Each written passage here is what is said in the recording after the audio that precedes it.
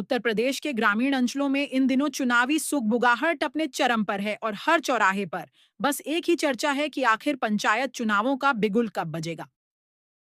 सबसे महत्वपूर्ण सवाल जो हर नागरिक और उम्मीदवार के मन में है वह आदर्श आचार संहिता के लागू होने के समय को लेकर है। सामान्यतः राज्य निर्वाचन आयोग द्वारा अधिसूचना जारी होते ही पूरे प्रदेश में आचार संहिता प्रभावी हो जाती है। यह वह समय होता है जब चुनाव की निष्पक्षता सुनिश्चित करने के लिए निर्वाचन आयोग पूरी कमान अपने हाथों में ले लेता है और प्रशासन की सामान्य कार्यप्रणाली पर एक तरह का संवैधानिक अंकुश लग जाता है। आचार संहिता का वास्तविक अर्थ उन नियमों और दिशा निर्देशों के समूह से है जिनका पालन सभी राजनीतिक दलों, उम्मीदवारों और सत्ताधारी सरकार को करना अनिवार्य होता है। इसका मुख्य उद्देश्य यह सुनिश्चित करना है कि कोई भी पक्ष अपने पद या सरकारी संसाधनों का दुरुपयोग करके मतदाताओं को प्रभावित न कर सके। जैसे ही आचार संहिता लागू होती है, प्रशासन की प्राथमिकता विकास कार्यों से हटकर पूर्णतः चुनाव संपन्न कराने पर केंद्रित हो जाती है। इस दौरान जिला स्तर पर जिलाधिकारी और पुलिस अधीक्षक की भूमिका अत्यंत महत्वपूर्ण हो जाती है, क्योंकि उन्हें ही पूरी चुनावी मशीनरी को नियंत्रित करना होता है। जहां तक ग्राम प्रधानों और पंचायत प्रतिनिधियों का सवाल है, आचार संहिता लगते ही उनके पास मौजूद वित्तीय और प्रशासनिक अधिकार सीमित कर दिए जाते हैं। ग्राम पंचायतों में नए विकास कार्यों की घोषणा या उनका शिलान्यास पूरी तरह प्रतिबंधित हो जाता है।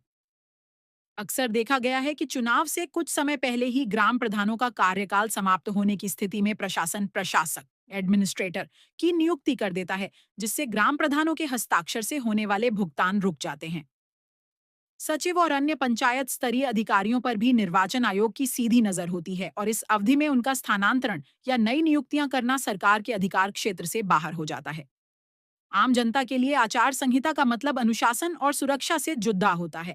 लाउडस्पीकर के प्रयोग, जनसभाओं और रैलियों के लिए प्रशासन से पूर्व अनुमति लेना अनिवार्य होता है। सरकारी खर्च पर कोई भी ऐसा विज्ञापन नहीं दिया जा सकता जिससे किसी विशेष उम्मीदवार या दल को लाभ पहुंचता हो। हालांकि इसका यह मतलब बिल्कुल नहीं है कि जनहित के जरूरी काम पूरी तरह बंद हो जाते हैं। जो विकास कार्य आचार संहिता लगने से पहले ही शुरू हो चुके हैं या जो अनिवार्य सेवाएं जैसे स्वास्थ्य, सफाई और पेयजल से जुड़ी हैं, वे निरंतर जारी रहती हैं। बस किसी भी नए प्रोजेक्ट या लोक लुभावन योजनाओं की शुरुआत पर पूरी तरह पाबंदी रहती है। चुनाव के करीब आते ही गांवों की फिजाओं में इसके स्पष्ट संकेत मिलने लगते हैं।